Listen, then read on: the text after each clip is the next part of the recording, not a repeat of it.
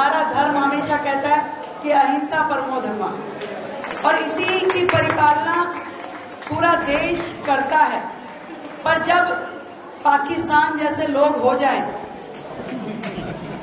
ऐसे सरकारें हो जाए जो आतंकवाद को हमारे देश में बढ़ाएं, हमारे निर्दोष निहत्थे लोगों की जान लें, तो उनको करारा जवाब देना भी हमारा फर्ज है।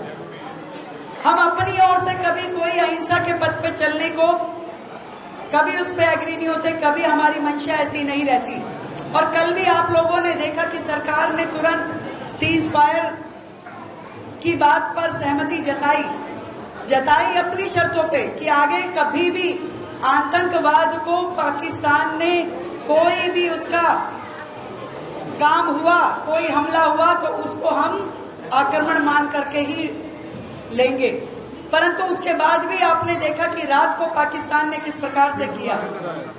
ऐसे लोग कई बार लगता है सुधरने वाले नहीं हैं, और सरकार भी पूरी तैयारी में है कि यदि ये लोग अपनी औकात से बाहर जाकर के हमारे देश को मजबूर करेंगे तो फिर वो उसकी तैयारी कर ले, सामना करने के लिए भी तैयार हो जाए।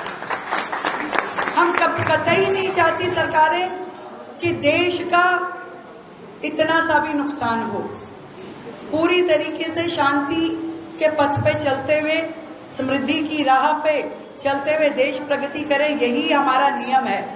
परंतु जिस तरीके से पाकिस्तान लगातार देश को छेड़ने की कोशिश कर रहा था, ऐसे में उसको इस तरह का जवाब देने के लिए मैं अपनी सारी सेना को, केंद्र सरकार को, आदरणीय प्रधानमंत्री जी को साधुवाद देती हूं।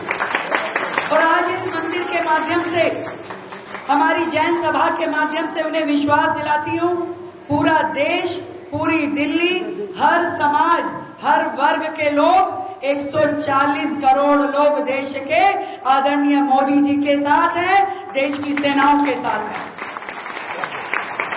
किसी भी हाल में देश झुकने नहीं दूंगा, ऐसा जो प्रधानमंत्री जी का वाक्य है वो केवल शब्द नहीं है, वो वचन है जो उन्होंने देश को दिया। और मुझे खुशी है कि आदरणीय प्रधानमंत्री जी लगातार कि मैं देश नहीं झुकने दूंगा, इन शब्दों को लगातार अपने वचन के माध्यम से करते आ रहे हैं। हमें गर्व है अपने देश की सेनाओं पे, हमें गर्व है अपने देश के प्रधानमंत्री पे, गृह मंत्री जी पे और रक्षा मंत्री जी पे, जो टीम वर्क के साथ में पूरे देश को संगठित करके उन्होंने देश के सम्मान को पूरे विश्व में और बढ़ाया है। समाज की ओर से मैं आज उनका धन्यवाद देती हूँ। हमारा धर्म हमेशा कहता है कि अहिंसा परमो धर्मः, और इसी की परिपालना पूरा देश करता है। पर जब पाकिस्तान जैसे लोग हो जाएं, ऐसे सरकारें हो जाए जो आतंकवाद को हमारे देश में बढ़ाएं, हमारे निर्दोष निहत्थे लोगों की जान लें, तो उनको करारा जवाब देना भी हमारा फर्ज है। हम अपनी ओर से कभी कोई अहिंसा के पथ पे चलने को कभी उस पर एग्री नहीं होते, कभी हमारी मंशा ऐसी नहीं रहती।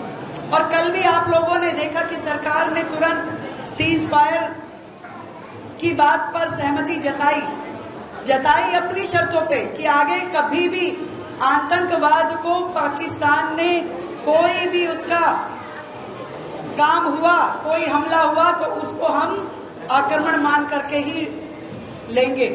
परंतु उसके बाद भी आपने देखा कि रात को पाकिस्तान ने किस प्रकार से किया। ऐसे लोग कई बार लगता है सुधरने वाले नहीं हैं, और सरकार भी पूरी तैयारी में है कि यदि ये लोग अपनी औकात से बाहर जाकर के हमारे देश को मजबूर करेंगे तो फिर वो उसकी तैयारी कर ले, सामना करने के लिए भी तैयार हो जाए। हम कतई नहीं चाहती सरकारें कि देश का इतना सा भी नुकसान हो। पूरी तरीके से शांति के पथ पे चलते हुए, समृद्धि की राह पे चलते हुए देश प्रगति करे, यही हमारा नियम है।